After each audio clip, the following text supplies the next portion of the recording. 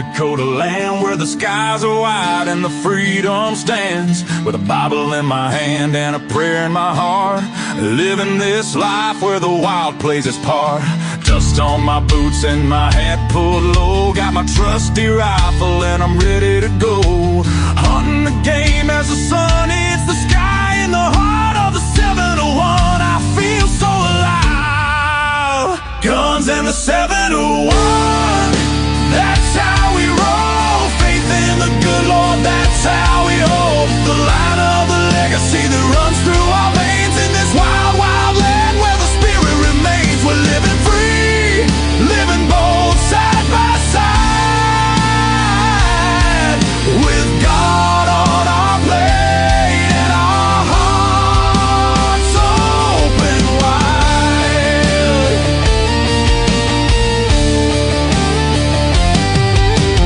Ranching the fields, the cattle run free with a purpose so strong, it's our grand legacy. The rivers run deep as we cast out our lines, fishing the waters where the North Star shines. Got the warmth of the sun with the chill of the night. With every shot fired, we're ready to fight for the freedom we cherish. The second is true. With family beside us, we stand through and through. Guns in the 701, that's how we roll. Faith in the good Lord, that's how we hold the line of the legacy that runs through our veins in this wild, wild land where the spirit remains. We're living free, living bold, side by side, with God on our plate and our hearts open wide.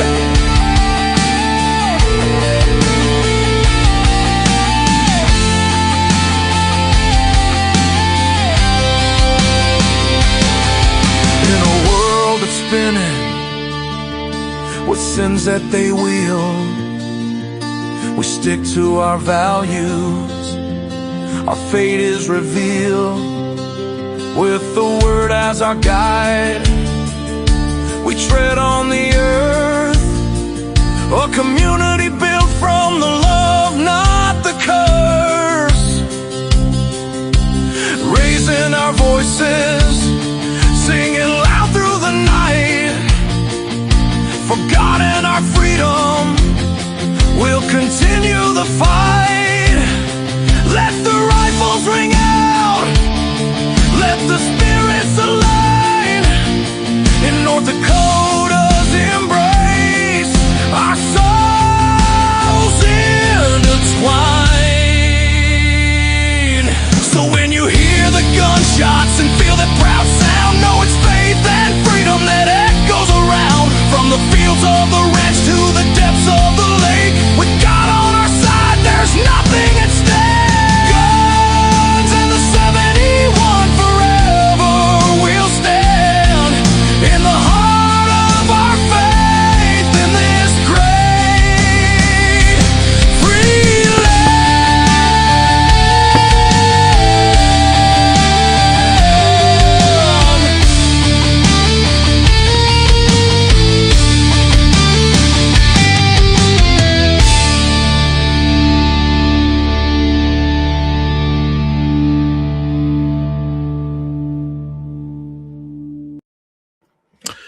All right. Good evening, everybody. Welcome to episode 187 here. We got May 26, 2026. Got a pretty good show, I think, put together for everybody. And Chris Olson is going to be joining us. He's running for the North Dakota Public Service Commission. And actually, Tom Donaldson's one of the ones that kind of mentioned him to me. And I know Alex had as well. And I thought, yep, I'm going to get in touch with him. I really like what his website says. I liked what he said when we visited. I'm telling you, this is the guy. So we'll have him on. We'll click him in. I know he's waiting here. But let's start out like we do each and every week. And that's with our Second Amendment. So here we go. The right of the people to keep and bear arms, being necessary to the security of a free state. The right to keep and bear arms shall not be infringed. I messed it up a little bit. I got a little bit ahead of myself. But you guys know them 27 words, and I'm telling you right now, they are some of the most important words in our Constitution today. We also want to start out with our prayer, so I'll get to that, and then we'll get Chris on here. Lord, thank you again for such a beautiful day. It was a little hot, but the much-needed rain that we had over the weekend was very refreshing to all of us who depend on the land and depend on our crops, depend on our livestock, and nourish our souls. We also want to ask that you watch over the men and women who protect this great country each and every day. They sign up, as we just observed Memorial Day, they signed up, and it was payable with their life to defend what we believe in, to defend our freedoms, and to defend our way of life. We ask that you watch over each and every one of them, and also watch over the souls of those that have come before them that have made that ultimate sacrifice. Please be with all of our candidates and our leaders as they prepare to enter into our government here in North Dakota and in our nation. Give them the wisdom and the strength, and have them look to your word only when they're making decisions. Lord, please bless each and every one of us and watch over us, keep us safe and out of harm's way. In your name we pray. Amen. All right, everybody. So it's been a long day here. It's been a hot day. Hey, Dan, good to see you from the Western Edge. Kelly, good to have you from up there in Valley City area. Brian Warner, hey, good evening, my fellow MV. And I see Tom is tuned in. Tom, I missed the prayer service tonight. That I've kind of been, this time of year, I'm barely getting in here long enough to get the show ready. So with that, I'm going to click in Chris Olson. He's a farmer.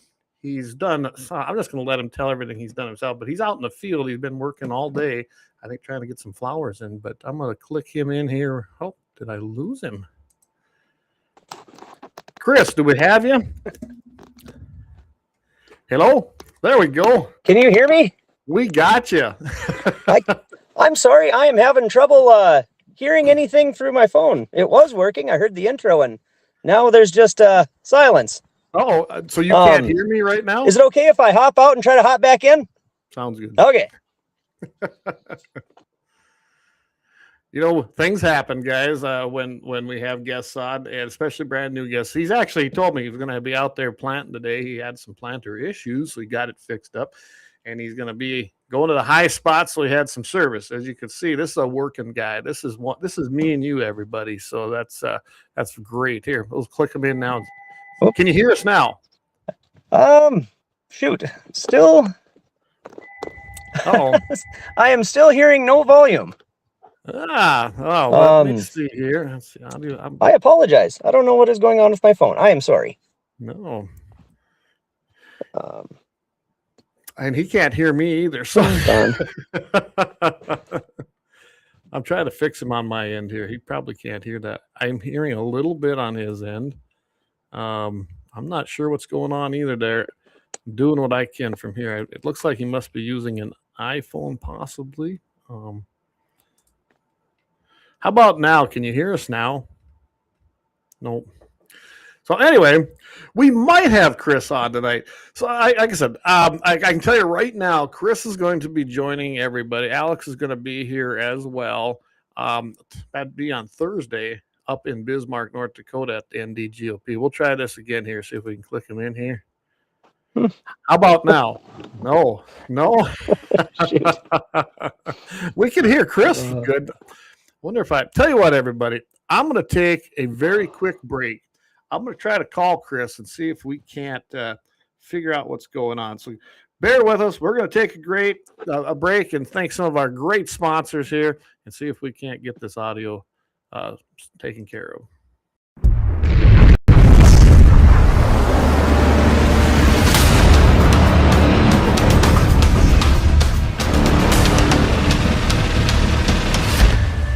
LAUER Auto Repair, located at 309 South Washington Street in Bismarck, North Dakota. Give them a call at 701-258-6308. The team of mechanics at LAUER Auto can take care of any problem your vehicle is having. And when you do business with LAUER, you can be assured you're doing business with a pro Second Amendment America First repair shop. There are plenty of other auto repair shops in the Bismarck-Mandan area. But why take a chance at patronizing a shop that might not have your beliefs at heart? Make no mistake.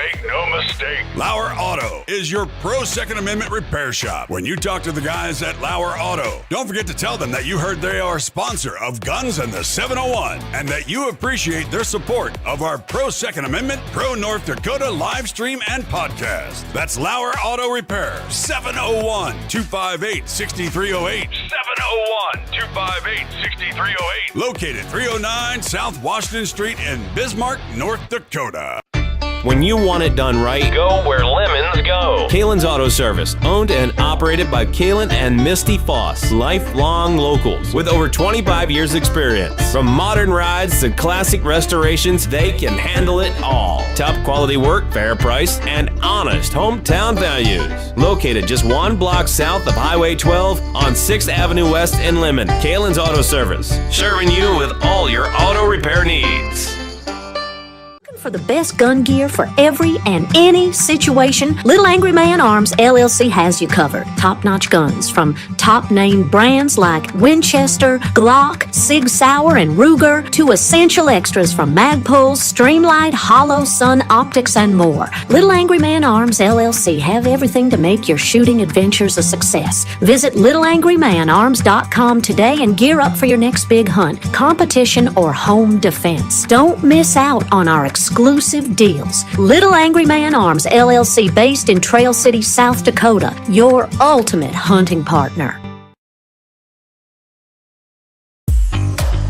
At Horton LaserCraft, we believe in the power of personalization. Whether it's a cherished memory, a special occasion, or a unique gift, our custom laser engraving brings your vision to life. Our expert craftsmen and state-of-the-art technology ensure every piece is a work of art. From personalized decor to one-of-a-kind keepsakes, Horton LaserCraft makes every moment unforgettable. Horton LaserCraft is owned and operated by a local veteran and his wife located near Thunderhawk, South Dakota. They provide custom laser products at a reasonable price, and their turnaround time is fast and efficient. Custom board cutting, glassware, decanter sets, mugs, assorted stainless steel jewelry, assorted tags, decor, custom acrylic nightlights, and much, much more. Call them up at 605-545-7535. Horton LaserCraft, where memories are engraved.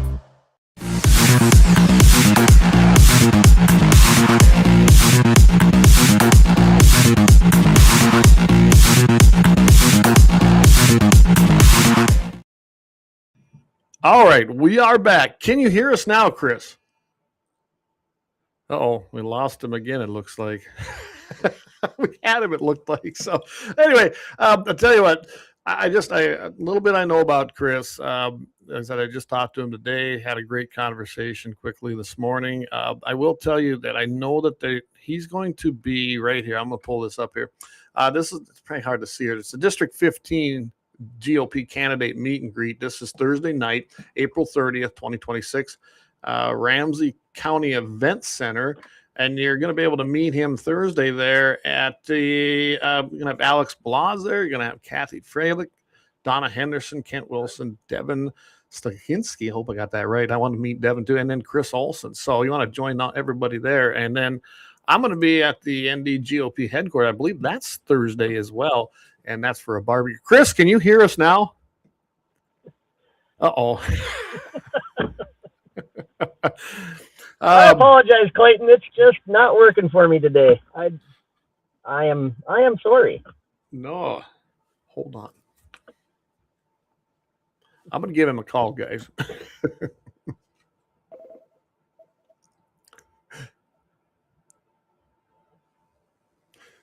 Can you hear us, Chris? Yes. Okay. Well, give me a minute here. I'm going to try something here. I don't know if it will work. All right. Can you hear us? I can hear you. All right. We'll try this. Everybody who's online, if you can't hear this, let me know. We're going to try this. This is new. We have ordered some equipment. Hopefully we'll be able to take phone. All right, Chris. Well, let's quit. I'm just going to give you the floor and, hey, give us your background and tell us what's going on. All right. Well, my background is I'm a farm and ranch kid. From the Wilton area originally, and what drew me into this, and that would be the fight over the CO2 pipeline. And you know, I saw some things, learned some things, kind of about, you know, what we have going on at the PSC, and I saw some real problems. And I guess just to really narrow it down, I saw some deficiencies in real world knowledge. And by that I mean just we don't have a lot of folks on that commission that have worked in industry, that have worked in construction, that kind of understand some of the building specs. And I think that there's a danger that is presented there.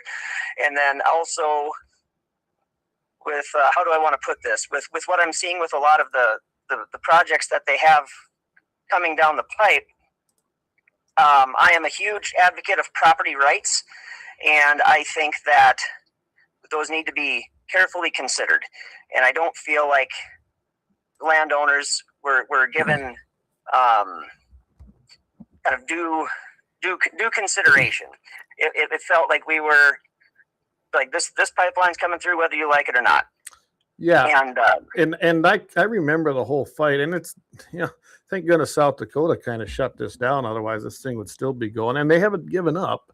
Now they're moving over to Wyoming and trying, but that was one thing that really stood out with me. And I know that, like, I'm in District 31 down here, and we have quite a, you know, we got some primary challenges going on ourselves here for the first time, you know, very, very long time, that everybody's being challenged for all the seats. And Don Shively, he's the sitting senator, is trying to play that, well, you know, I didn't vote for that bill because it wasn't good. It wasn't the right bill. Baloney. He absolutely, and I'm glad to hear you say that, you know, you want to stand up for property rights, because what was going on was just atrocious, in my opinion. Yeah.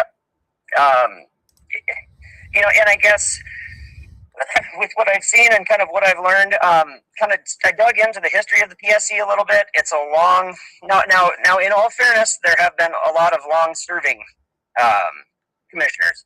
However, like the last time there was someone elected to the seat that I am pursuing was 1981, which was, you know, half a decade before I was born.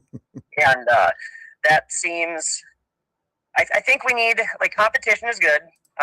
Iron sharpens iron, and I think we need to challenge our leadership when we feel like we're not being properly represented. Like, whether I win or lose, I want to make them work for it, and I want them to go in front of the people and actually plead their case, because they normally don't have to do that.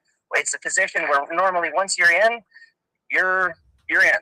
Right. And until you retire, or a lot of times, unfortunately, that commission has an awful lot of power, an awful lot of sway, and it is seemingly simply used as a launching pad to further a political career. Well, absolutely. That's where Julie got started. She actually got appointed because one of the other commissioners, I don't remember if he ran for something or stepped down, whatever it might have been. But that's how she got on there, got appointed, then she ran while she was running. This is why I was so against her, is I specifically asked her about the Second Amendment, because that's what we do here, right? I mean, that's our big thing. Uh-huh. She just basically said, well, what's that got to do with this position? I go, well, a lot. It tells me your ideology. Plain and simple. And I'm pretty sure I know what your position is on that.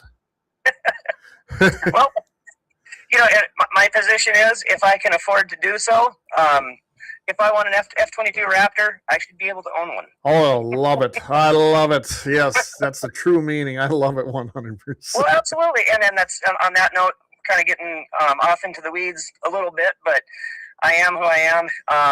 I am opinionated, and it just irks me to no end, because people try to make the argument that simply the Second Amendment was for hunting and self-defense. It's like, no, it is to hold your government directly accountable to the people. Absolutely. That was the true intent. It was to give us a means to basically, if we had to take out a tyrannical government. I mean, our founders, they knew exactly what that meant. So we actually got some comments. Yeah, Leon says, genius technical troubleshooting, Clay. Yeah, hold the phone up to the mic. Hey, it's working. All it's got to do is work. But anyway, Kelly Chase says, Chris, what is your stance on AI, which is, I imagine he means data centers right here in the state. And I read what you had in your deal, but go ahead and just, let's hear it. Right. And so, and that's been a topic where I have had to do some deep diving and as fast and furiously as I possibly could. Because coming into this, I was more like I mentioned before, CO2 pipeline focused and being an advocate for private property rights. Kind of what that has, where I'm at with the data center issue is I am disappointed with that our legislature wasn't able to get some statewide framework of regulation in place. I have not called for a ban on them. Just quite frankly, I'm 40 years old, but I have the probably the technical background as far as with technology that probably your average 60-year-old has. I mean, I farm with a 1990 Concord air seeder. I run a 2670 case to pull it. Everything's mechanical. It's dumb like me. Hey. But what I wish would have happened with that issue was, so what they did was they passed House Bill 1579 and simply said, hey, we're going to spend the summer and the fall and really look into the data center issue. But it wasn't accompanied with anything that protects the state, protects the counties, townships in the meantime. And so right now I'm coming to you from Oliver County, and that has been a hotbed of these same issues. And so now we have infighting. We've got basically communities being torn apart because, in my view, the data center companies have, I'm going to use the word, descended upon them, and we wouldn't have had to have this if simply along with that bill, which on its face was honest enough. Hey, we don't know what we're dealing with. We got to figure this out. Great. In the meantime, you are giving carte blanche to whatever else happens, and again, causing extra pain and misery with these county commissions if you didn't install a moratorium. And I'm going to use that word, and I've caught some flack like, "Ooh, that sounds a little hardcore." Well, it's a serious issue, and I am blunt. I don't believe in skirting around the issue. I think that was a mistake that didn't happen. If there are communities if there are communities where they're like, yes, absolutely, this works for us. We've got this, and this going on for us, so we're not worried about people getting price gouged with their energy rates. We're not going to have rolling blackouts and people freezing because the data centers. There's different types, but they can't come offline. I'm sure they have backup generation, that sort of thing, but when the wind's not blowing and it's 40 below, well, who's losing power first? And what I don't want to have happen is livestock, people, going through hard times because of it. Right. I mean, electricity has, this whole area was settled, without electricity, and then the co-ops came in. But let's just face it, it's a vital part of agricultural communities today, especially with winter. I mean, it has made most of, I don't know about you, but I know on my place, my entire system now is a water system with wells connected into pipelines that go out into my waters, into my tanks. I would be very in trouble if I did not have it, honestly. I don't have very many dugouts that would probably be suffice anymore because I have such a good fresh water system. Just thinking on that lines, and the electricity and the water itself that these things take. I like the moratorium because I don't think enough thought was given to it. I think there were a lot of palms greased and they just pushed it through and away we went. And that was not good. They just looked at the dollar signs and said, yep, let's go. It's good for the state because we get money. That is not how it should be looked at. No, I 100% agree. It's frustrating, and the funny thing is, I think I might be on the right track because I've never run for public office in my life, and you better believe I still am praying on whether or not I should run, and even still, it's nearly every day where I'm like, Lord, do you still want me doing this? Because you have your critics on both sides. You have the folks that are just absolutely ban everything, the whole technology. This is right. This is the start of the end of times, whatever. And then you also have the folks that, like myself, I have, it would be the, it'd be the trade union that I have worked for the past 7 years. They will not support me, which is fine, because I used the M word. Said moratorium. Ooh, yep, sorry, you get zero support, zero backing from us. And I'm trying to come at things from a position of common sense. And well, there you just gave the poison pill right there for a lot of places. It's so anyway. Point is, I truly think I'm in the. I'm on the right track, because you're catching. I try to stay out of the comments on Facebook as much as I can anymore. Early on, I'd reply to folks, and anymore it's just like, it's been cranked up and it kind of nasty, and I don't need it. No, and I can tell you, it can be drugged down there so fast that I avoid it. I don't get on there much myself either anymore. I mean, I do some things, but so I'm going to get to a couple of these live comments coming in. So Jamie says, does he think that there's ever been a more pro-coal, oil, and energy president than Donald J. Trump? Boy, not in my lifetime anyway. Not in my lifetime. I am I was born in '86, like I alluded to earlier, and so I don't recall Reagan. But since then, no. And God bless the man for actually standing up and saying, speaking with unapologetically about the industry, because I've gotten really tired, even with from state politicians that we have. They're not really advocating it. They know it's important to the state, but to be accepted on the national stage, if that's where their ambitions take them, they're like, "Ooh, I better keep quiet about this."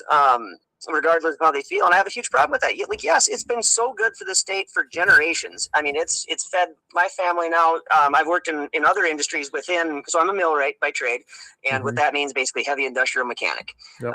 But primarily, especially the last 5 years, it's been exclusively the plants. It's kept a roof over my head, my family fed. Right. It's been good to us. My dad, he came to the area. He was a fitter, and he worked the bulk of his career at one of the mines. I mean, for several generations. My brother works at another mine. I mean, without that industry, Central North Dakota is a very, very different place, and it's quite desolate, honestly, right, in my view. Well, I agree. You've got to have coal, and I'm going to tell you flat out right now, I'm not a fan of wind. I've never been in all of the above. If they want to do it, go do it on your own. Don't waste my time, and don't tack it onto my MDU bill. That's what that whole renewable energy thing is for, and that's all about politics too, and what I call the green new scam. I've never believed in, quote, climate change. Since I'm 51 years old. We went from acid rain from global cooling to acid rain to the ozone is going to just kill us all. Then it was global warming, and now it's climate change, and none of it's come true, because I don't know about you, but some people got to be very arrogant in their own thinking, to think that us as man could actually destroy what God created that quickly. I just don't buy it. I 100% agree. And I just have a quick observation or question to ask you, I guess. Yeah. And one side effect that I've noticed of the proposed data centers apparently have completely solved the climate change problem, because with the amount of juice these things take, and I want people to it's amazing. You have to understand what a megawatt is and what that powers. A small data center, what they're proposing, I mean, the amount of power that it would draw, like the power plant that I work at puts out little over it's like 650, pushing maybe 700 megawatts when they're really cranking. Right. A medium-sized data center consumes all of that, and that power would power all of Fargo, West Fargo, Horace, Walcott, that entire, all the industry combined, and like the amount of resources. So if that's not going to increase global warming, I mean, I think we licked it. She's gone. So that's right, everybody. Well, that's a great point. The amount of energy they consume, and Leon pointed out, it takes 5 million gallons of water daily for the server cooling to start. And that's The reason they moved up into this area anyway is because of our climate that we have in the wintertime. It gets cold, right? It's going to help on the cooling for these things. The amount of power, the amount of resources they consume, we don't have it. We don't have it. And I know there's a big push now. So early on, and honestly, in my view, if there are some data centers where they're thinking of just simply kind of tapping into the local grid, I don't see how that works. I'm not saying that things, if going that route, if we're all in on this idea and that's what we want to do, okay, the amount of upgrades that we would have to put in, I mean, would have to be just absolutely phenomenal. I've made that point and got all sorts of hate as well. But I'm just saying, you can't have it overnight. Something's got to give, because the transmission lines that are up were built to serve a certain amount of draw, a certain number of customers. And if you are all of a sudden doubling that pool, well, it takes twice the supply. Just think of electricity like water. I was just going to say, it's just like a water line. Exactly. And so if that's the route that everyone wants to go down, okay, well, yes, but there's groundwork that has to be laid, or there's going to be pain. What that looks like exactly, no one knows for sure. I guarantee you, one of the pains would be we will pay it. if at all possible, they'll make us pay it. And I know some of them have talked about the new technology where there's small nuclear reactors that come in basically the size of a storage container that you can put on a truck. I mean, I think now there's 3 or 4 startup companies that are doing that. That may be helpful, but I don't think we're just there just yet either. I don't know, but I just don't see how they can tap in without having an immense amount of pain. This isn't going to be small. It's going to be immense, because right now, I mean, we're not building any more generation stations, really. No. And just in the last, let's see here, we have lost, I know of 3 coal plants that have been shuttered and demoed.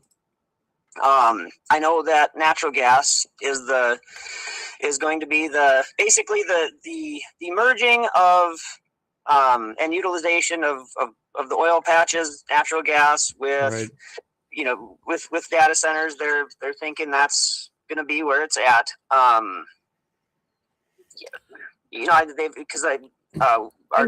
governor gave $500 million of our money to WBI, so to assist with putting in the Bakken East pipeline, going from the oil patch out to terminating out in Fargo, and then from there would be branches along the way to serve generation for mostly data centers.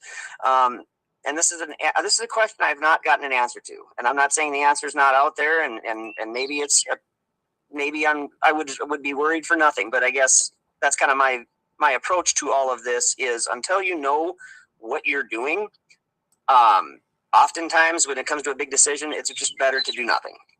But I simply asked, what's the lifespan of the data centers? And this was something put on by a company that was promoting their data center idea. Along with it, they had a dual cycle, which basically means there would still be a boiler. You're capable of putting out more megawatts that way. You're limited in size by just a straight natural gas turbine. I understand that because I've worked on that. Right. So you have combined cycle that's going down by Stanton, and that would be 1,450 megawatts entirely used by data centers. So I was like, what's the lifespan? What's the lifespan of this bugger? They said 10 years. I said, okay, is that from today or is that upon data completion? They said, that's today. And this is the company putting it on. So I would surely think that the number of the years of service that they would give you would be as far out as possible, because they are trying to sell it to the public. And I appreciate that company making that effort to give you some knowledge. Yeah. And I'm like, okay, so what happens? Because it's right across the road from the power plant I'm working at. Okay. And they're also tied in to the same, they moved all the transformers to the other side of Highway 200. I'm like, okay, what happens at the end of that time frame when, let's say there's, we no longer need these gigantic data centers. And that's a whole other topic as far as the necessity, but we'll just, that from the PSC standpoint, we'll stay out of that one. What happens to this power plant over here that has been around for 50 years that 150 people work at? When that generation, modern tech, is already there, I mean, it's going to get shuttered. It has to. I was told, oh, no, that'll never happen. I'm like, well, maybe. My worry is, and this is just a thought that I was having, because you would have these big, gigantic combined cycle units popping up in the heart of coal country. My worry would be, among the other side effects, like, okay, well, the data centers are no longer used. We have all this generation.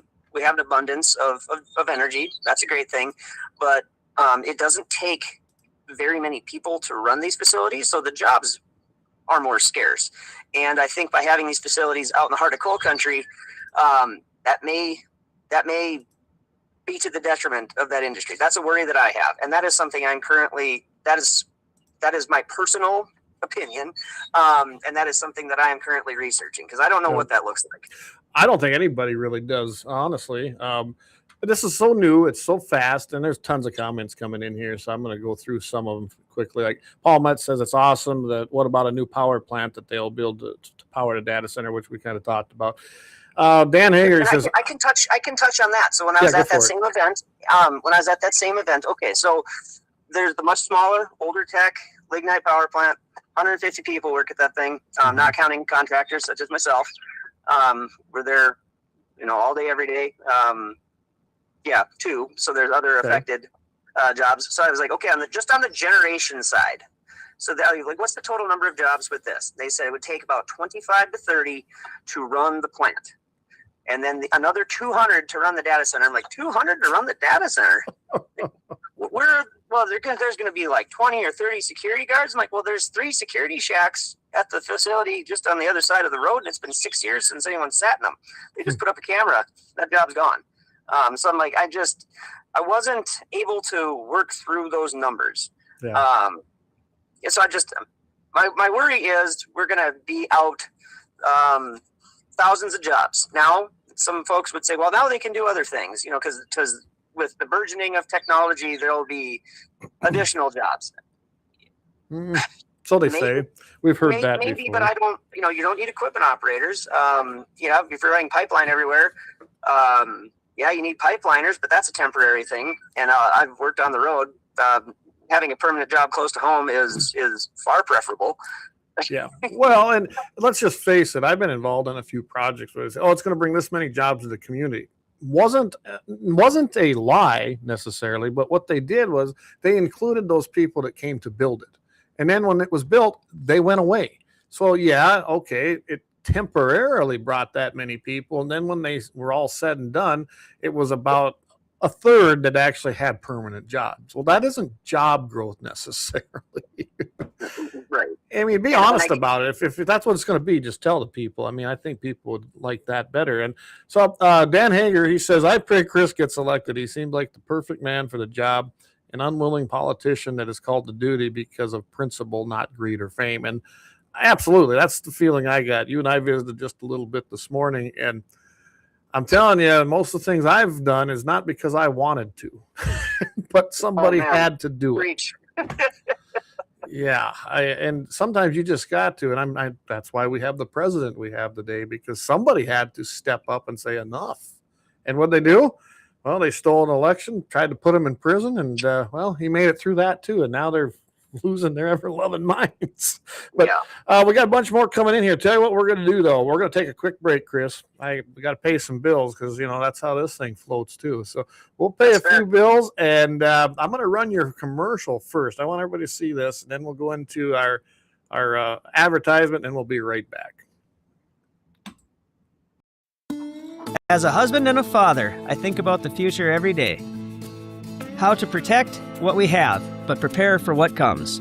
I'm Chris Olson, and that's why I'm running to be your next Public Service Commissioner. The Public Service Commission affects your life every day. Every time you pay your utility bill, every time a train rolls through town, you depend on commissioners who put stability and safety first. I've worked in coal mines and power plants. I've ranched and farmed. I know how energy gets made and what our land needs, not from behind a desk, but from experience. I'll fight to keep your rates fair and your lights on. I'll make sure trains and pipelines running through our state are safe. I'll make sure companies clean up their mess and respect our landowners' property rights. The commission isn't for big corporations, big tech, or special interests. It's for you. Let's focus on what matters most: reliable and affordable utilities, safe infrastructure, and a deep respect for our people and property. I'm Chris Olson, and together we'll put North Dakota first.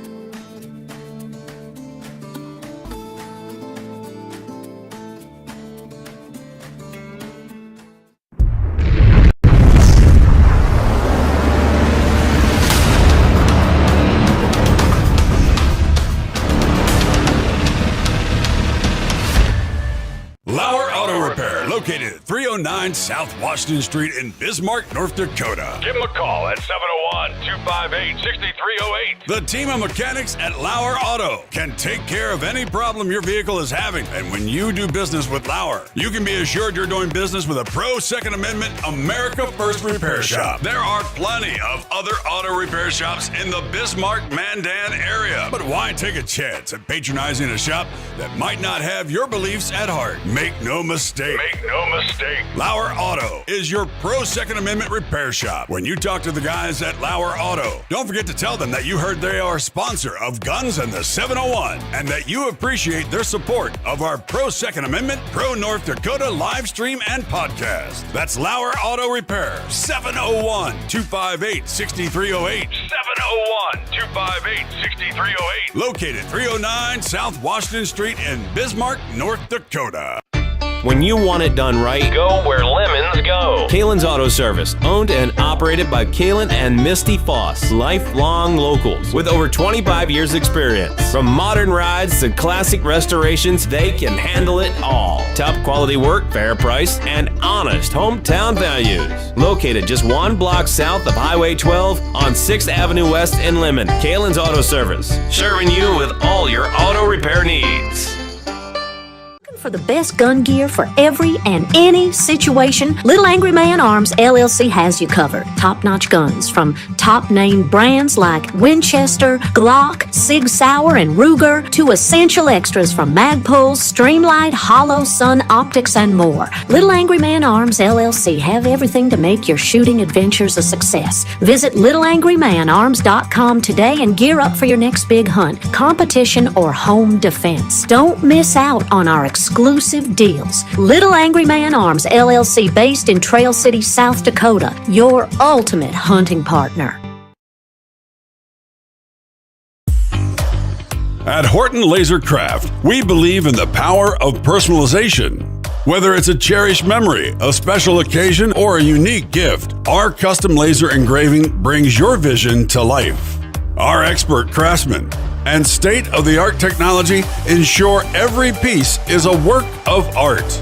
From personalized decor to one-of-a-kind keepsakes, Horton LaserCraft makes every moment unforgettable. Horton LaserCraft is owned and operated by a local veteran and his wife located near Thunderhawk, South Dakota. They provide custom laser products at a reasonable price, and their turnaround time is fast and efficient. Custom board cutting, glassware, decanter sets, mugs, assorted stainless steel jewelry, assorted tags, decor, custom acrylic nightlights, and much, much more. Call them up at 605-545-7535. Horton LaserCraft, where memories are engraved.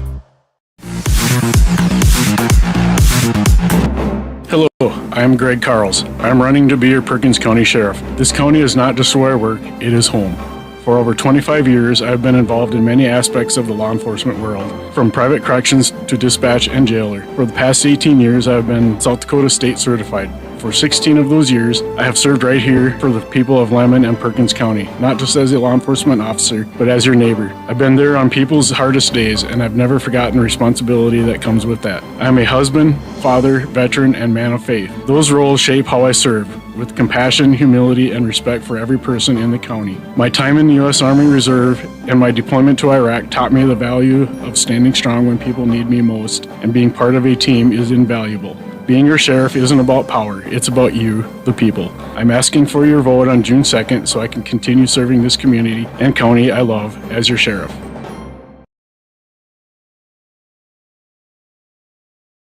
Let's see if I got every turn.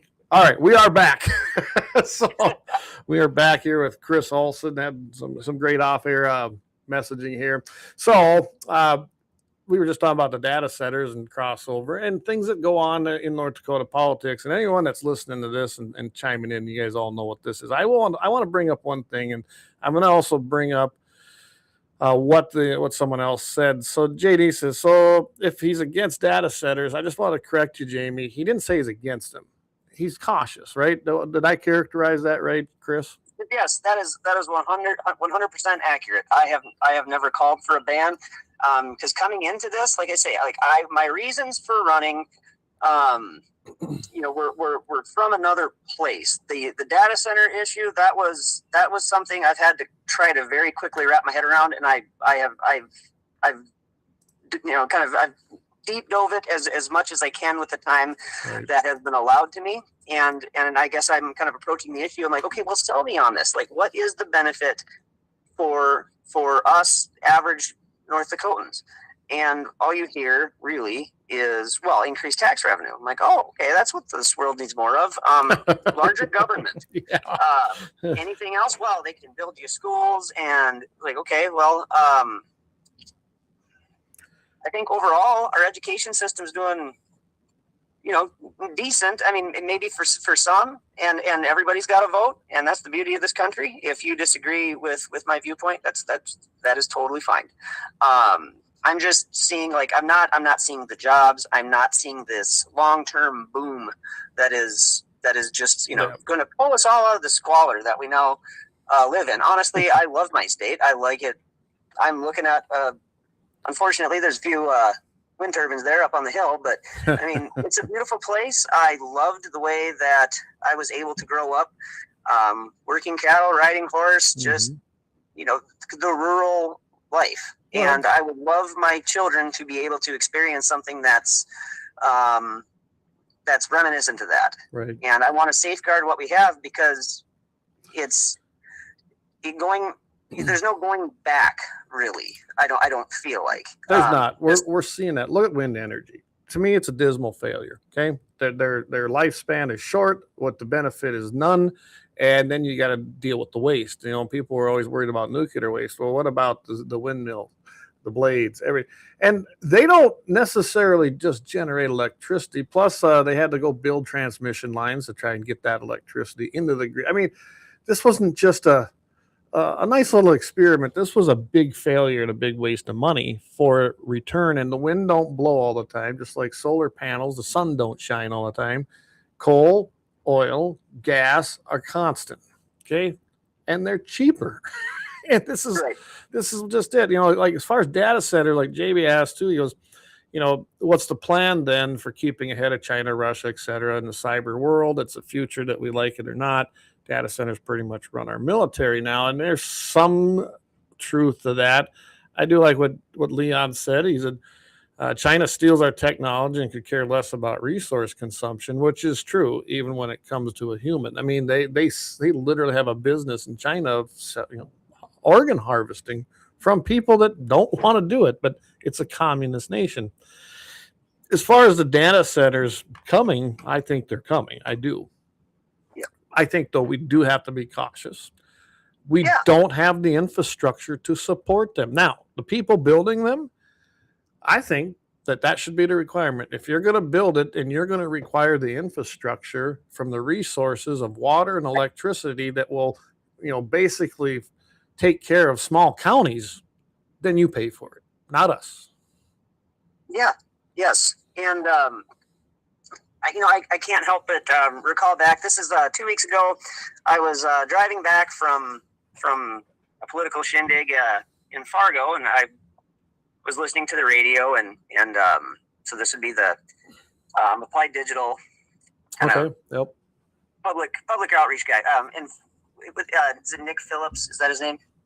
Could be. I've heard him talking as well. I never really paid attention. Right, and he was touching on the issue of who's, basically he was saying that, well, we've saved the taxpayers in the Allendale area, $38 million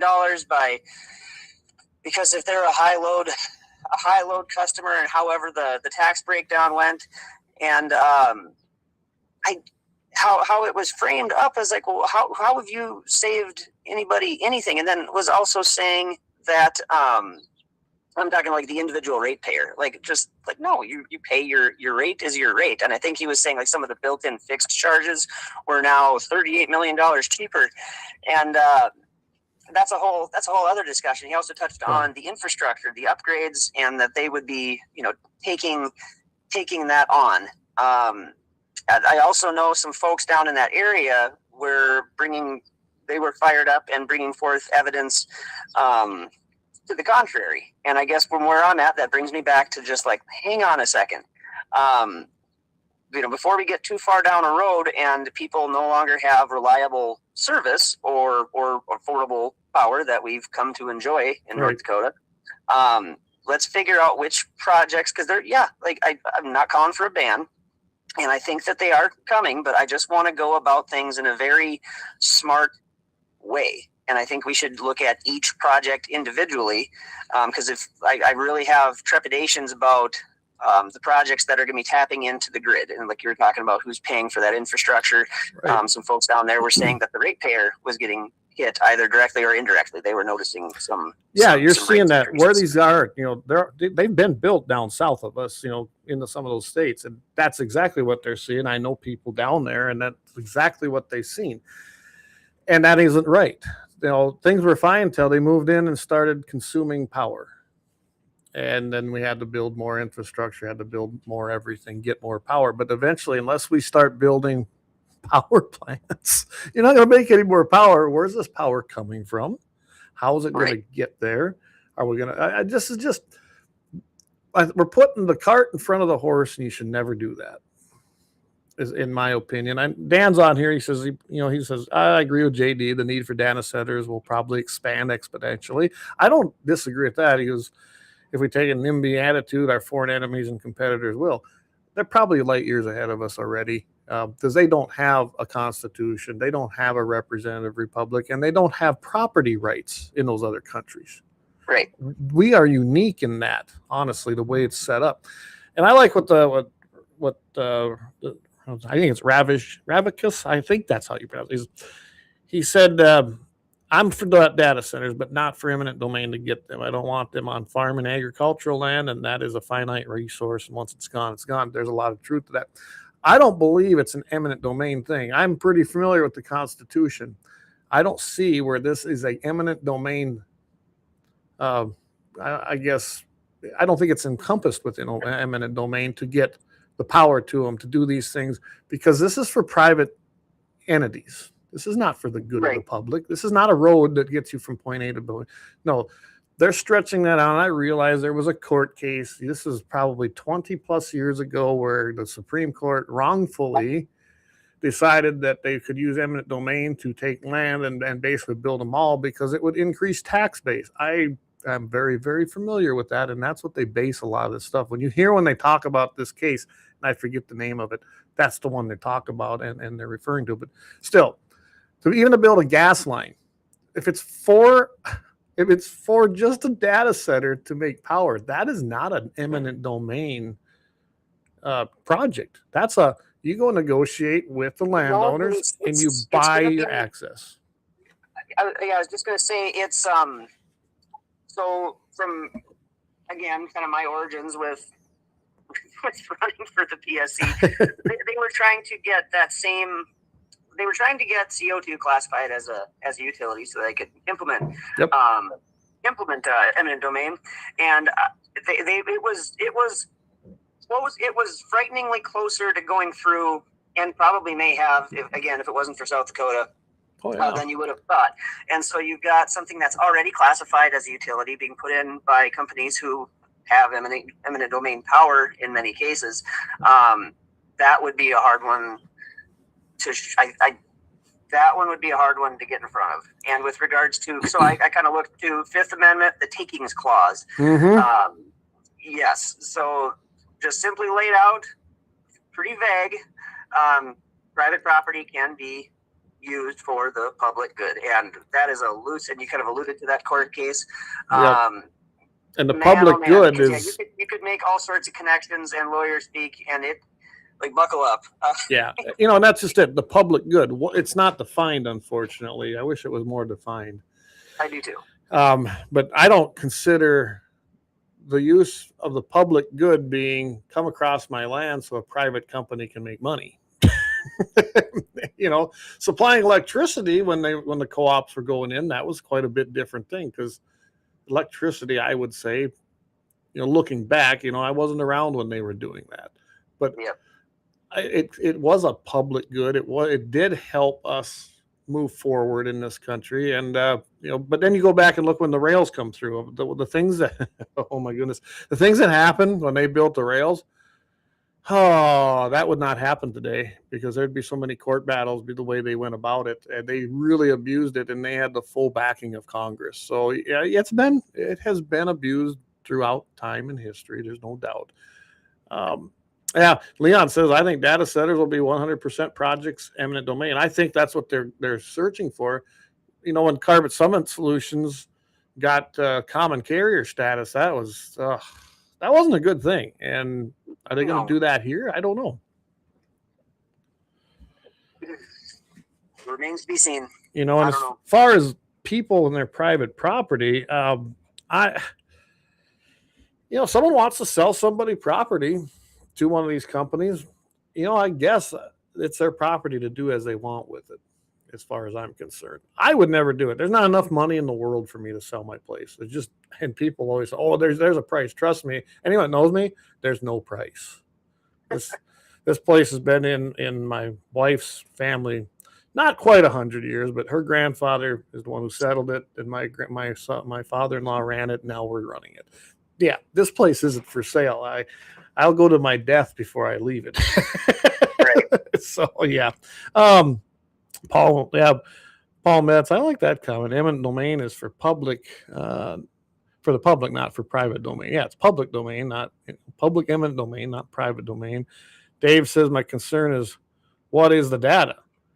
Is it a cloud kept cookbooks, or is it every street camera, a bank info every American used against it? I was just going to say, has any of them ever said, what data is this center doing? I mean, I've never heard of what it's actually doing. Yeah, I've gone, like I say, I've gone to several events put on by some of these the companies that are wanting to build them, and they'll talk about cloud storage and speeding up private websites, making everything run smoother, and then ultimately it always circles back to your large companies, Meta, Amazon, and then as well as basically the next generation or generations, I guess, of AI. Your Chat GPTs. Hey, just say, hey, Leon. Yeah, do it, man. If you want to hop on, Leon, you've got the code. Sorry, we might be being joined by Leon, which would be fun. What's the call number? You know what it is. Log in to Restream, and then we'll pipe you right in here. Anyway, sorry, I had to do that. No, I can tell you right now. I don't think there's no stopping a data center, but like you were just saying, it comes down to Meta, Google, Alphabet. You think about how many people they've laid off. I don't know if anyone's been paying attention to the news, but the amount of people those companies are laying off to put into data centers kind of tells me a story right there. Yeah, and I think back of, so I went to NDSU 04, and then I graduated in the fall of 09. I got 2 degrees, so it took me an extra semester to get the other degree knocked out. So I was mostly all business. But the big thing there was graphic designer, computer programmer, and that was supposed to be the hot new thing, and Right. those are occupations now where they've pretty much gone the way of the dodo bird. Oh, absolutely. I mean, so I mean, I like, okay, you're commercial, right? I can grab that myself now and do it. I don't need anybody to do it and download it and edit it. I can do all that myself. Right. We have replaced that. So, okay, we're coming to the top of the hour, so we're gonna take another quick break here, and then everyone can get something to wet the whistle and do some things, and then we'll be back and we'll maybe see what we can go into on the other side of this break. All right, and I got one quick thing here. Yeah. Daylight's getting short, and I was hoping to finish a quick little project before rolling home. Is it okay if I would like to continue this next week if that's possible? Absolutely, I'd love to have you on, and maybe we can work on getting everything working so that you can be right on the restream. So yeah, that absolutely would be no problem. We'll have you on, and if you want, we can do another day to just kind of dedicate to this too. Okay. So. Yeah. Like I was hoping to get change out the seed rollers in my air drill. So. All right, sounds good. Well, you go get that crop planted, and if for sure, I will be seeing you Thursday again. Why don't you tell everybody? It's at NDGOP headquarters. Do you know the time on that barbecue? We're trying to get there about 5, but I believe it is starting at.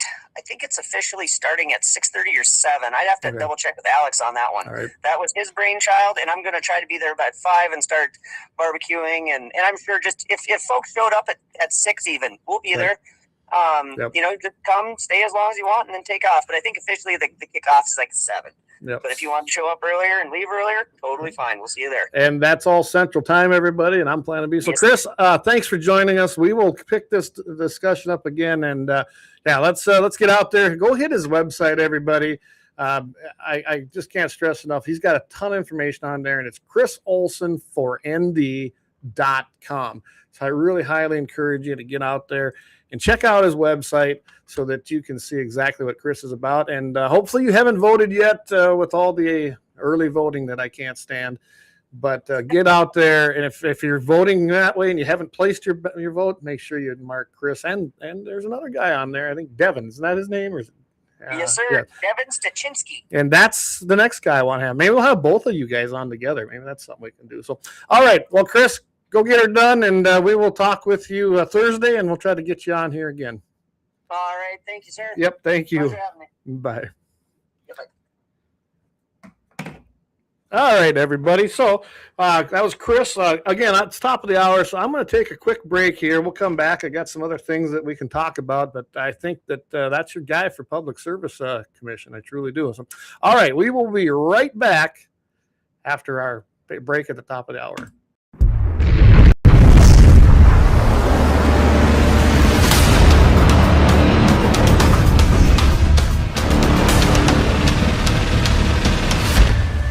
LAUER Auto Repair, located at 309 South Washington Street in Bismarck, North Dakota. Give them a call at 701-258-6308. The team of mechanics at LAUER Auto can take care of any problem your vehicle is having. And when you do business with LAUER, you can be assured you're doing business with a pro Second Amendment America First repair shop. There are plenty of other auto repair shops in the Bismarck-Mandan area. But why take a chance at patronizing a shop that might not have your beliefs at heart? Make no mistake.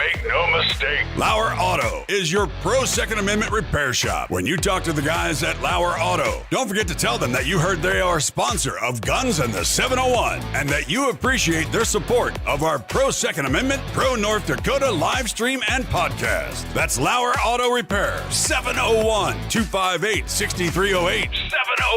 701-258-6308. Located 309 South Washington Street in Bismarck, North Dakota.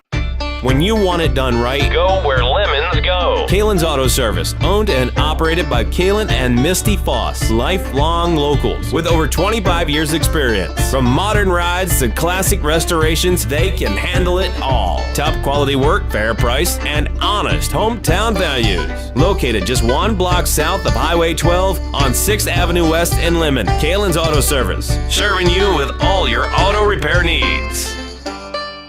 For the best gun gear for every and any situation, Little Angry Man Arms LLC has you covered. Top-notch guns from top-name brands like Winchester, Glock, Sig Sauer, and Ruger to essential extras from Magpul, Streamlight, Hollow, Sun Optics, and more. Little Angry Man Arms LLC have everything to make your shooting adventures a success. Visit littleangrymanarms.com today and gear up for your next big hunt, competition, or home defense. Don't miss out on our exclusive deals. Little Angry Man Arms LLC, based in Trail City, South Dakota, your ultimate hunting partner. At Horton LaserCraft, we believe in the power of personalization. Whether it's a cherished memory, a special occasion, or a unique gift, our custom laser engraving brings your vision to life. Our expert craftsmen and state-of-the-art technology ensure every piece is a work of art. From personalized decor to one-of-a-kind keepsakes, Horton LaserCraft makes every moment unforgettable. Horton LaserCraft is owned and operated by a local veteran and his wife located near Thunderhawk, South Dakota. They provide custom laser products at a reasonable price, and their turnaround time is fast and efficient. Custom board cutting, glassware, decanter sets, mugs, assorted stainless steel jewelry, assorted tags, decor, custom acrylic nightlights, and much, much more. Call them up at 605-545-7535. Horton LaserCraft, where memories are engraved.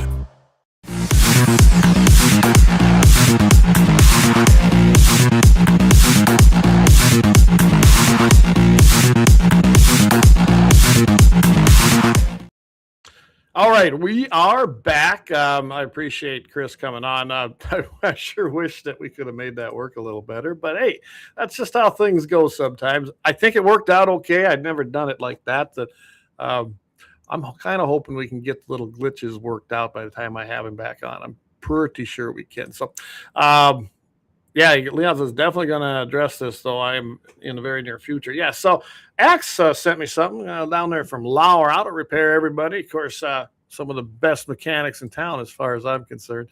Been a great sponsor of the show. I'm just going to give them a quick plug here. You know, there he is, 309 South Washington Street, LAUER Auto Repair, 701-258-6308. If you don't know where that's at, when you're on the expressway, you turn right there at, I believe, Washington Street and just head it north. And they're not too far, actually, north of where the old Walmart is or where the Runnings is now. So give them a call. Get that vehicle repaired. I can tell you what, I've been on these roads around North Dakota. You know, our taxes keep going up and the service keeps going down. I mean, they're crumbling literally on 31, 49.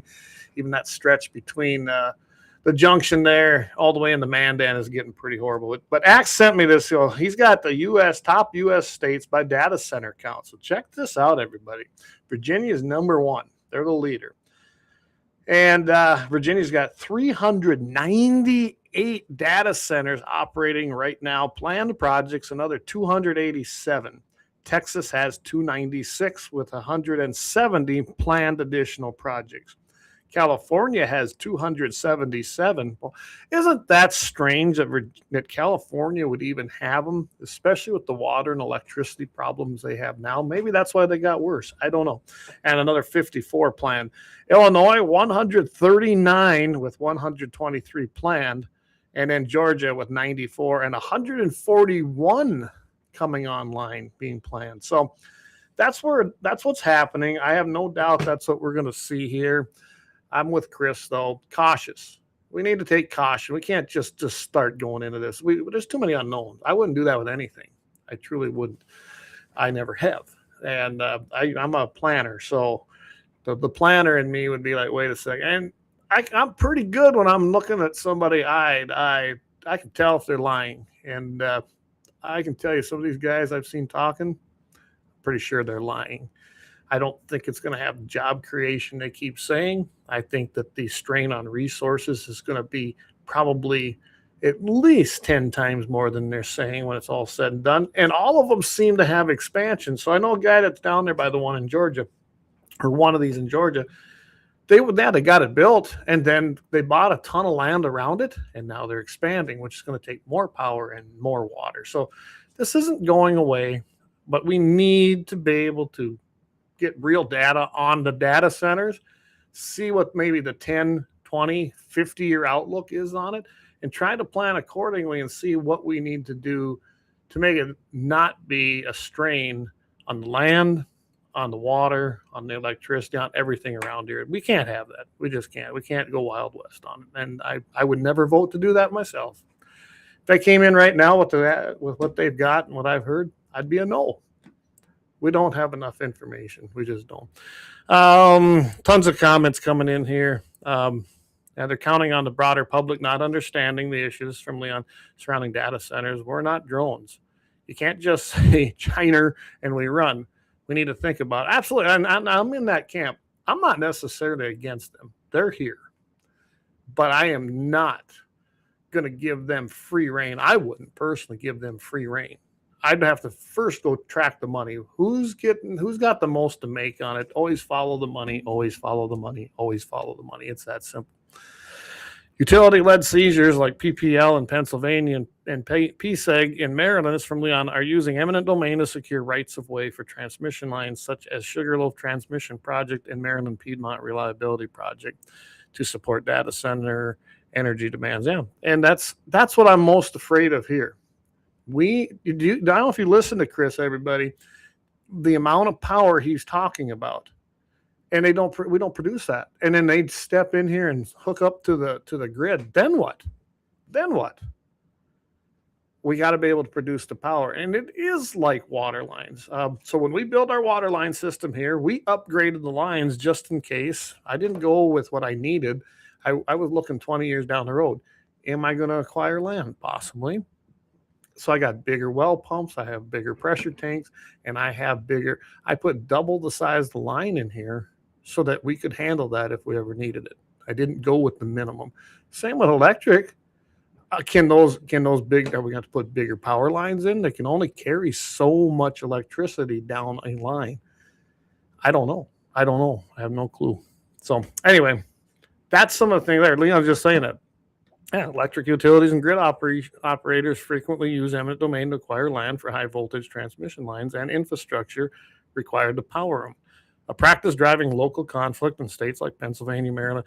And Leon's he's not just pulling this out of his rear end, guys. I've been watching this too. And that's right now, that's probably, I'd call it, Leon, you can correct me, but I'd call it ground zero as to what we're seeing with the expansion and the power demands that aren't there and they need, and they don't care. They go pay the politicians off, and they'll pass stupid things like giving them common carrier status. They don't call it out there probably, but yeah, like I said before, 24 megawatts per an hour per day for a small enterprise facility, 24 gigawatts per day for a large hyperscale campus. There you go.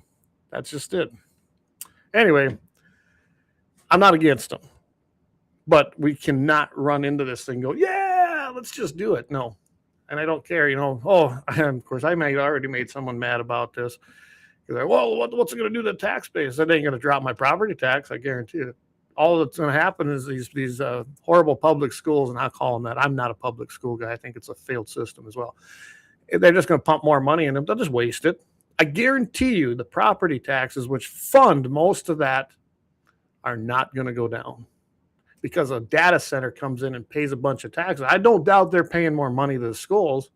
Guarantee it's not going to be property tax relief. Our property taxes will not go down. Guarantee it.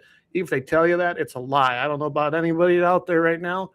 Ours only went down this year because the bond went off for the new building that they put at the Selfridge School. Otherwise, they'd have went up. So I haven't seen a decrease in my property taxes in 20 years here. Just so you guys, I doubt any of you have. So, wonder what the easement map will look like in 10 years. Yeah, exactly. I don't know. Yeah, right. Leon's got it. Yeah. He says, we are in the infancy here, ground zero. Yeah. We just can't run into this all cheers and having fun and high five. And no way.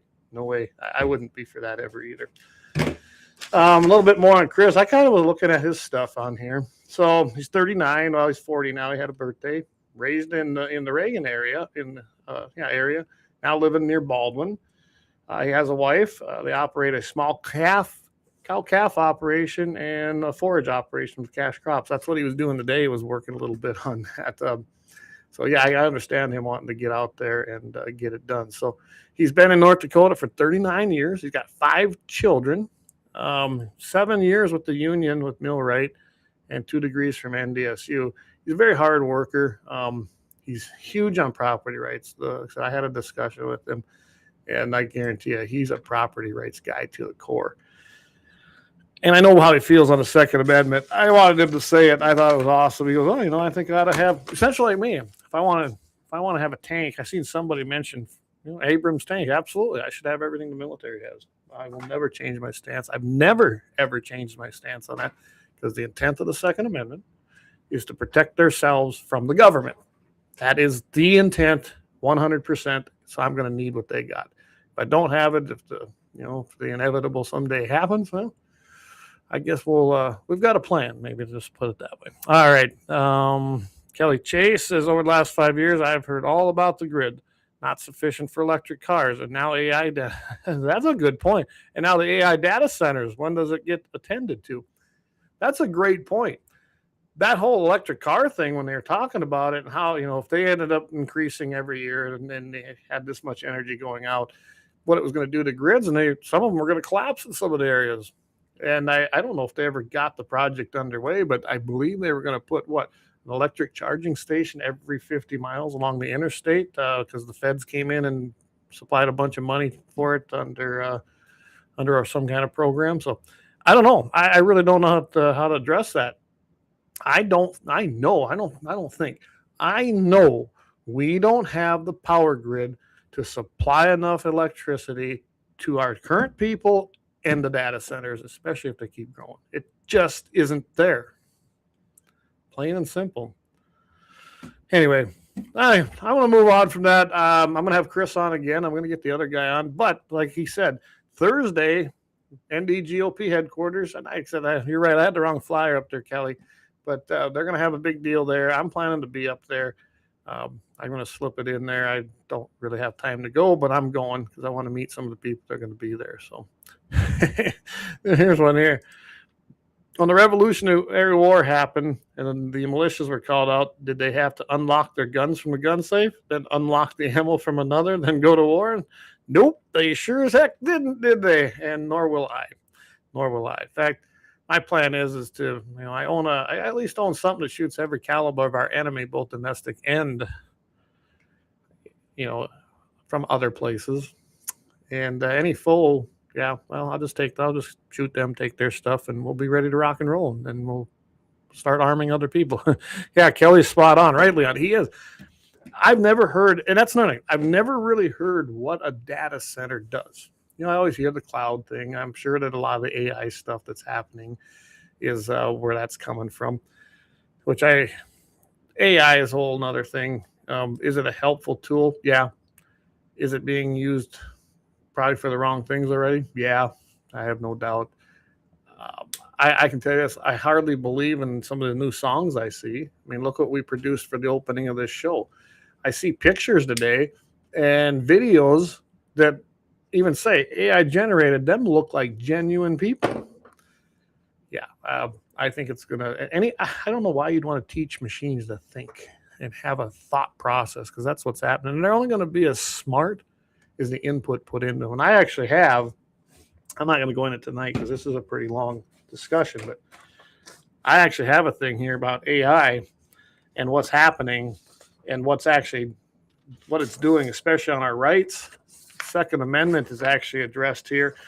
Some of the questions that were asked through several of these platforms, and you can tell that the things going into it have been programmed for responses that are going to be woke, liberal, hate our country, hate guns, and you're seeing it big time in some of them, not all of them. But Jamie says, Leon, brothers could have heated conversations, but then we're still brothers. There you go. Well, I would hope we're all still friends here, Jamie, and I don't always agree on everything, but as far as I know, we're still buddies. So that's just how the world should work. But that's mostly in conservative circles, So, and by the way, Leon, I'm really hoping I know I'm going to be staying in Fargo Friday night. So yeah, I'm hoping we can make something happen there and get together, because it'd be great to see it. Plus, I have a freedom rod for you. So anyway, yeah, so live streams like yours and mine wouldn't be possible without data centers. That's a reality. Yeah, I have no doubt that stuff runs through there. I'm not, like I said, I'm not against the data center, but I do think we have to lay some caution down. I don't want to see a rapid expansion like this. 398 in Virginia, and then 287 planned for a total of 685. And at the amount of electricity those take, I don't know how we do it, unless they're going to pay for the infrastructure. I don't want to pay for their infrastructure, that's for sure. There's enough things coming out of my pocket, and I don't want to pay for it. Yeah, Leah, data centers will be the physical backbone of the internet. Yeah, that's where it's heading. I have no doubt. Dan says, I think it's all a push for AI to help with space travel and trips to Mars and such. Could be, but it's, it's hell on us in our Constitution. He goes, yeah, JD, we'll always be friends. I have no doubt about that either. So anyway, one thing I do want you, we're going to switch gears big time.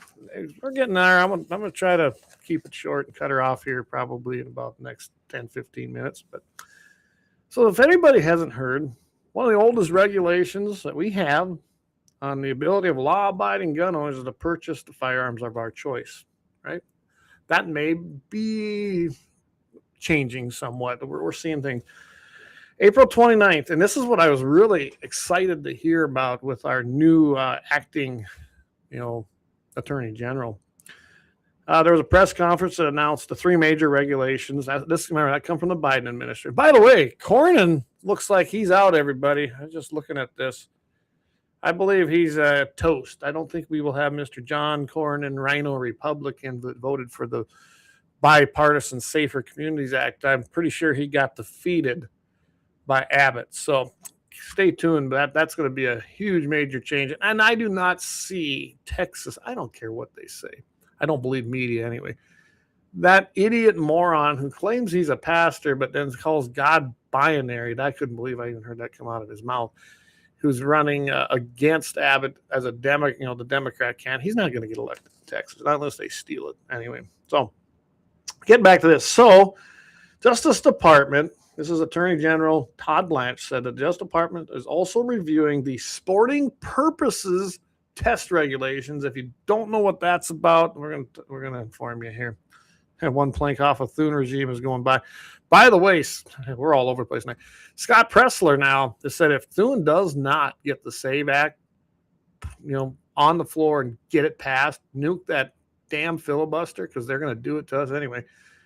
He is personally going to get involved in South Dakota, and they are going to make sure they primary John Thune. Amen. I can't wait to see that. And remember, I helped this guy get elected the very first time, and he's nothing like he used to be. So stay tuned for that too. Anyway, so what they're going to do, they're going to test the regulations that were implemented by ATF under the Gun Control Act of 1968. So for the last 20 years, the regulation was primarily used to restrict handgun imports through the so-called factoring criteria. And this would be your form, I believe it's a 4590. Any of my FFL guys can, if I'm wrong on that, let me know. I just, off the top of my head, it seems like it was a 4590, but and it was used but that was now when it's going to be used to target modern semi-automatic rifles, and then anti-Second Amendment groups labeled them as assault weapons. And in 1989, we had the mass shooting in Stockton, and of course, we know what the cascading effects were of this. So now the ATF is studying right now to determine which rifles are generally recognized as particularly suitable for sporting purposes. So I don't know if anyone remembers this. The NRA tried to do this with AR-15s and said, hey, AR-15s are modern sporting rifles, MSPs, or MSRs, I guess they'd be. Yeah, modern sporting rifles. That was kind of what that was about, because they are used hunting. Jamie uses one quite often when he's out hunting. They're a common use rifle now. But anyway, so that would now, it's going on the Gun Control Act of 1968. He says it's going to be an ongoing effort over the next several months, and we are going to see that through. So he didn't just make the statement. He said, we're going to do it. And anybody that knows this guy so far and the things he's done, he don't just say, I'm going to go do something, because he don't care. He's not elected. He wants, and he's pro-gun. It's nice to have an actual pro-gun attorney general. So in 1989, then, the ATF blocked the importation of semi-automatic rifles. Now, if any of you don't remember, those were generally AK-47s, the FN Fails, the Heckler and Cow Coach, whatever, H&K G3, and the Steyr AUG. 9 years later, in 1998, they then went to include rifles capable of accepting, this is what's interesting, accepting standard magazines used in military issue rifles and their semi-automatic only clones. We know what that is. That's an AR-15 or an AK-47 magazine. I mean, they're all the same for the most part. Of course, you know, the anti-gunners are like, oh, it's not, you can't use this in the term. Assault weapons are not common use and they're dangerous weapons. And yeah, but think about this. But just because of cosmetic similarities to a firearm, and I like what this author said on this particular article. He said fully automatic firearms are already heavily regulated under the NFA of 1934. So with that being said, that was supposed to be the tax. It was supposed to be done. Now, why are we trying to apply more terminology to different guns? Because it's to ban them. And they knew they could go after the imports. They knew they couldn't get that done even in the 90s. So that's why they did that. So this might actually be done. In 2008, this was 40 years after that sporting purposes deal. Remember, I remember I was working for NRA then, the Heller versus District of Columbia. Now, there was a language, and I can remember we discussed this in detail out at headquarters, because it had language in there that essentially said it was for common use or lawful purposes, which I just talked about earlier. And then there's been an array of undercourts, I call them, you know, your federal district courts that have used that and went with that. So wait a second. AR-15s and AK, they are not under the common use for lawful purposes. Well, that's a flat out lie. You know it, I know it, we all know it. But doesn't matter. That's what the courts went with. So now you've got Bruin in there. You've got the ATF is coming down and reviewing these things. If the ATF changes essentially the definition of the terminology, we could actually see this overturned. And that will make the lead then that we can import again handguns, semi-autos from other countries. We might even be able to get those M1s that are still stuck in Korea. We might even be able to get them back. I know that supposedly that's been lifted, but they still aren't here. It'd be nice to get those kind of firearms back into our country. What this will also do, this will be a step in the right direction to maybe get rid of the Hughes Amendment, because there is actually a representative right now. I think they actually introduced the bill, or they're going to get rid of the Hughes Amendment. If you don't know that, that's from 1986 when they passed basically I call it the machine gun bill. But that was the amendment that stopped all sales and importation of any basically class 3 firearm after 1986. So can you imagine if we could finally get rid of that? It was the one flaw. They did it in the middle of the night on a voice vote that's at that time they passed it and nobody was able. They really argued whether the parliamentary procedures were really being followed, and they went ahead and passed it. Even though I remember watching some of the video, it didn't sound like it was a profoundly yay vote to me either. So we shall see. I just think it's interesting. I wanted to bring it up tonight because I think it's important that everybody knows that these wheels are still turning. We're still working on the NFA. We're still working on the Gun Control Act of 68. And we're still working on the Hughes Amendment in 1986. So stay tuned as I know more. I'm going to find out about what's being done on the actual Hughes Amendment, because I know Idaho is, if they haven't done it, they might have done it already. Maybe I'll have an update on Friday morning for everybody, but they were going to pass a law that had 4 triggers in it, that when that goes away, boom, Idaho's good, but it didn't have to be all 4, only one of them. So it'll be interesting to see where that goes. Without Republicans winning the midterms, repealing the Hughes Amendment has zero chance. I don't doubt that. I don't know if we're going to lose them. I really don't. Midterms are a long ways away, guys. I don't listen to media. I don't listen to pundits because most of them are establishment rhinos or leftists, so I don't listen to them. I watch real numbers. I think Mike Bell I think he had it a little more pegged than I did in the election. And of course, we were all told that Trump was going to lose, and the pundits were saying it. Yeah, so I look at numbers, and it's close. It's close. We've been disappointed in South Carolina and some of the redistricting things, but I think you're going to be.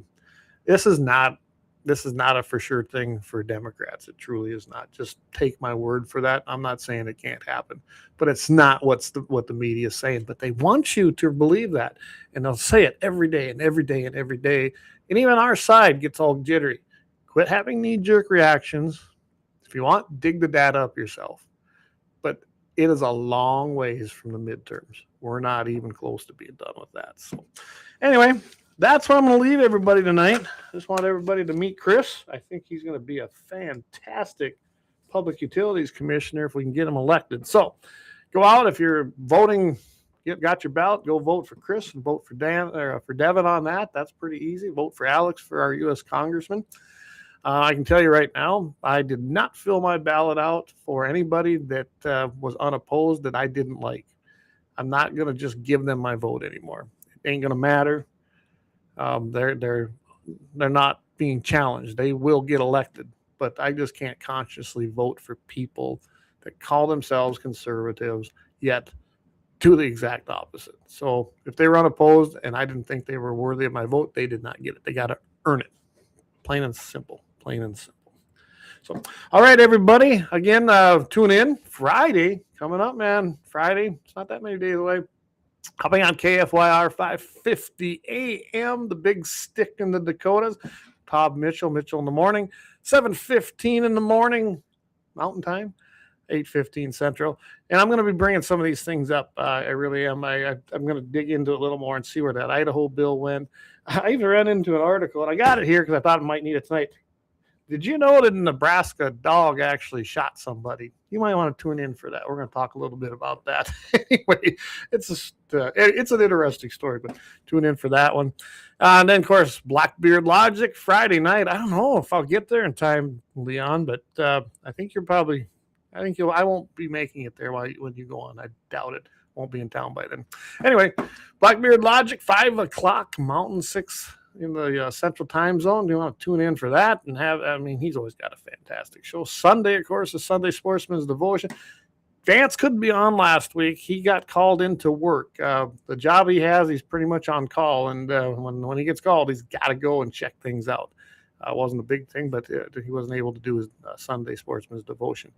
And tune in. He's got Sportsman's Watch. I'll get a hold of him and see if he's going to do that regularly. I'm not sure, but he's going to have that as well. And, of course, right here, every single Tuesday. Next Tuesday, I'm going to see if Chris will come back on. Got a couple other people that I might have on. It's campaign season, so I'm definitely trying to bring on the candidates and get them on there. If you're in Perkins County, June 2nd, everybody, I have endorsed Greg Carls. I think he's the man. I know his background. 16 years he's been in the Lemmon area. I think that's more than any of the other guys that are running for the deputy or for the sheriff's office in Perkins County. I know he's a Christian. I know his Second Amendment belief is like mine and yours, and like we heard Chris say. I don't doubt that. He's an Iraqi war veteran. He's got some great stories, guys. Just a very solid guy. I'm glad I've had the opportunity to get to know him. I mean, I do Bible study with him every Monday night with the group. I'm telling you right now, that guy is a solid guy. He believes in law enforcement, but he also believes in the protection of the rights of us as citizens. And that's the kind of guy you want. I don't know about the other guys. I know the one I would never vote for, but I definitely get out there and I vote for Greg Carls. If you're in Perkins County, that's your guy. You're going to want to vote for him. I'm trying to get him to come on. I think he's a little bit camera shy, but maybe we'll get him on here. He's only got about 2 weeks here. So, but June 2nd, Greg Carls for sheriff in Perkins County. Trust me on this. This is the guy you want. He is the only candidate as far as I'm concerned in that race. And, of course, District 31, your team is Mary Grainer for Senate, Dawson Hawley, and Karen Rohr for the House seats. you're going to want to get out there. Don's out there now saying, oh, I voted against that. No, you voted against property rights, Don. Plain and simple. Your palms are greased. They always are.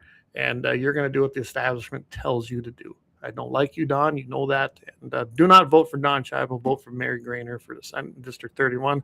Dawson Hawley and Karen Rohr for our District 31 House seats. Jim Schmidt, you got beat by Dawson for a reason. You weren't any good. And I don't know the other guy, but I do know how Karen votes. I know how Dawson votes. That's your District 31.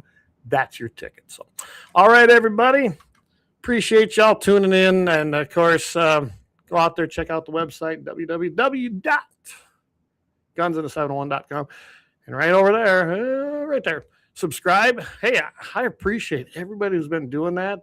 It's all different levels, and it's really easy to do. Go in there and subscribe. If you like the show, helps keep us going, helps us up. We're going to be getting some updated equipment, so we're going to be putting it to good use because we want to be able to take phone calls just for a situation like what we had tonight, but we made it work. All right, everybody. Again, thank you. We'll catch everybody later. God bless everybody. Please open your Bibles up. Take a look at them. All the answers you need are right there. We can sit and discuss politics all day long here, but when it comes down to it, God is in control. He knows the plan, and just trust in him. And I can tell you that I have firsthand experience in trusting in him and where he led me. Just do it, and your life is going to be so much happier. Everybody, keep your powder dry. We'll see everybody here next week.